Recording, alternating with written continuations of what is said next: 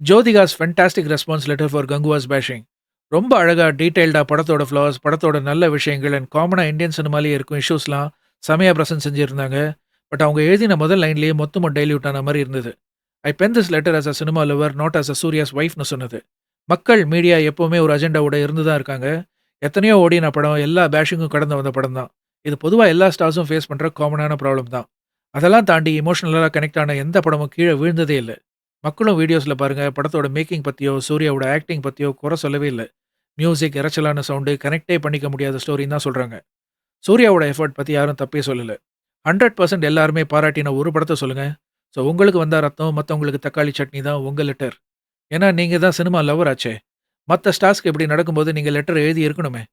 சொல்லப்போனா I am writing this letter as Suriya's வைஃப்ன்னு நீங்க கெத்தா சொல்லியிருந்தீங்கன்னா, ஹேட்ஸ் ஆஃப் டு யூ. அதுதான் boldness and that would really make more sense. Agenda, உகாண்டாலாம் தாண்டினா தான் இன்னைக்கு படம் ஓட முடியும். மக்கள் ஓட்டு போட்டாச்சுன்னா, சீஃப் மினிஸ்டர் யாரா இருந்தாலும் ஏத்து தானே ஆகணும். சிஎம்கே அதுதான் கதின்னா, films have to face the heat. சொல்லப்போனா கங்குவா இஷ்யூ கொஞ்சம் டைல்யூட் ஆச்சு. நயன்தாரா வெர்சஸ் தனுஷ் சண்டையில.